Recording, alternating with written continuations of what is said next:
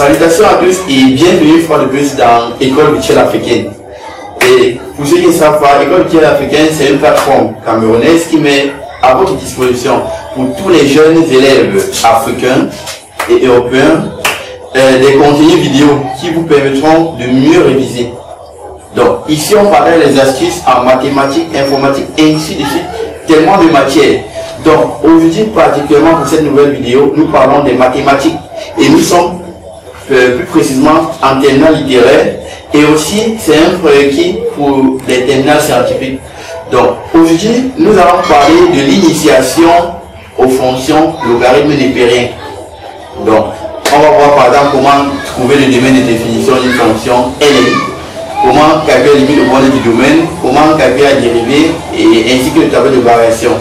Donc tout de suite après la transition, nous reviendrons pour continuer avec notre cours.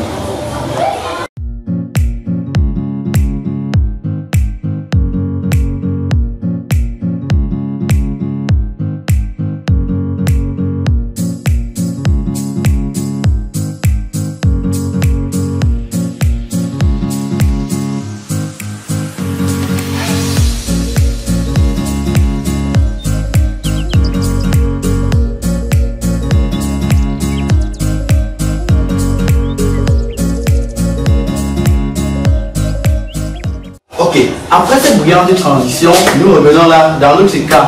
Donc nous sommes là dans l'initiation à l'étude des fonctions ln. On appelle encore logarithme népérien. Nous sommes dans le cas de la fonction f de x égale à x carré plus ln de x. Là, on va voir comment ensemble trouver le domaine de définition, trouver les limites de borne du domaine, calculer la dérivée ainsi que le tableau de variation. Donc commençons très rapidement avec l'étude de notre fonction en question. Donc, première question, on va commencer par le domaine de définition. Et vous voyez, j'aime beaucoup mettre les domaines sous forme d'intervalle parce qu'avec ça, on voit directement quel est le nombre de limites à calculer aux bornes du domaine. Donc, x appartient au df si et seulement si, puisqu'on a ln de x, on ne calcule pas le ln d'une valeur négative, on a si et seulement si x strictement supérieur à 0. Ça, c'est la condition pour les fonctions ln.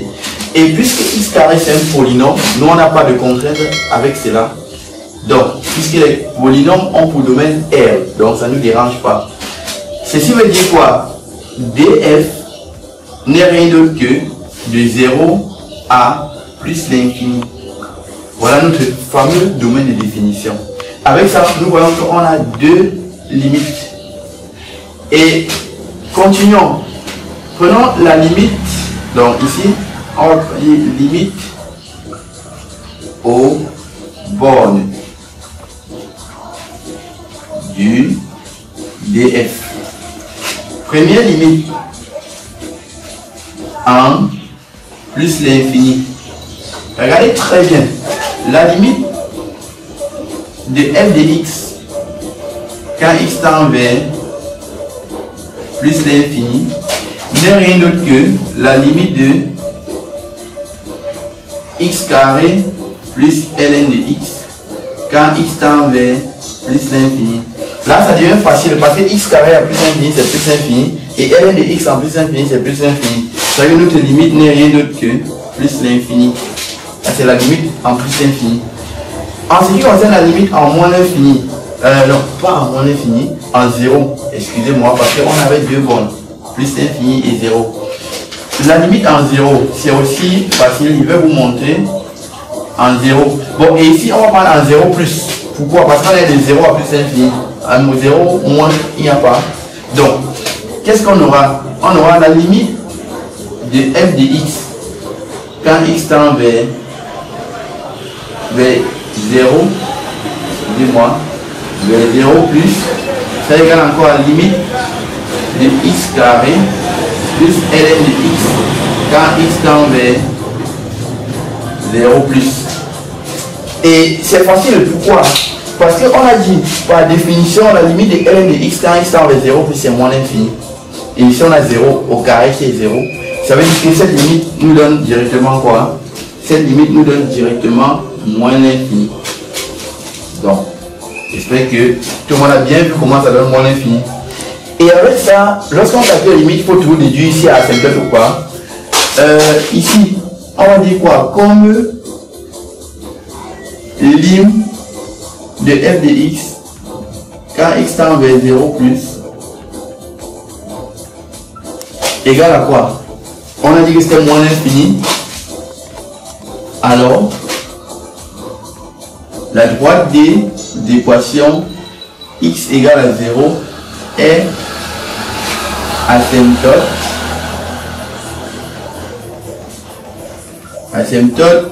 vertical.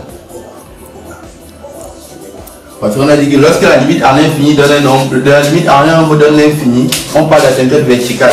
Et lorsque la limite à l'infini donne un nombre, on parle d'asymptote horizontal. Donc après avoir calculé la limite, nous allons continuer avec le petit 2, la dérivée. Donc dérivée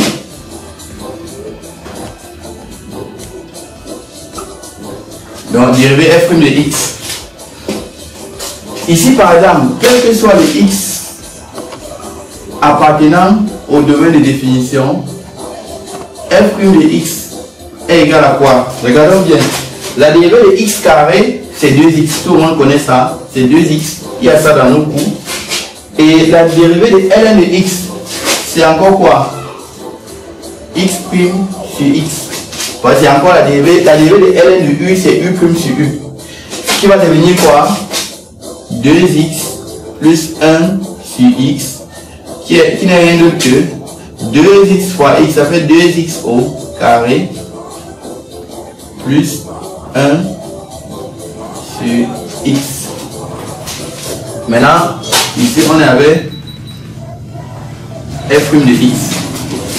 Bon, et ici directement, vu le fait que nous sommes à 0 plus l'infini, notre dérivée ici va être comment? Si on pose par exemple x, on aura x carré égal à moins 1 demi. Si vous regardez bien, ça c'est un nombre au carré plus une valeur 1 qui est un nombre positif. Tout ceci doit donner quoi? Tout ceci doit donner une valeur positive. Et ici x, nous sommes dans 0 plus l'infini. Ça veut dire que toute la dérivée ici est comment? Positive. C'est ainsi que pour le tableau de variation, donc pour le sens de variation, on va dire quoi? Quel que soit les x appartenant au domaine de définition, f est croissante. Puisque nous-mêmes on a dit que la dérivée est positive. Donc, pour ce qui en est du tableau de variation, voilà ça. Ici on a x, on a 0, on a plus l'infini. Ici on a quoi? On a f' de x. Et ici on a f de x. Bon, là on va mettre double barre pour dire qu'il y a toujours contrainte. Et ici la dérivée est comment? Positive. Ça veut dire que notre fonction est comme ça. Tout à l'heure on a trouvé la limite en 0 par valeur positive moins l'infini. Donc ici on a moins l'infini et on a plus l'infini. Donc en fait, le but de la vidéo d'aujourd'hui était juste de vous initier à l'étude de fonctions logarithmes népériens. Bon, et on reviendrait avec d'autres vidéos qui vont expliquer en profondeur d'autres fonctions un peu plus complexes. Donc, nous sommes arrivés ainsi au terme de notre vidéo qui portait sur l'initiation à l'étude des fonctions logarithmes népériens.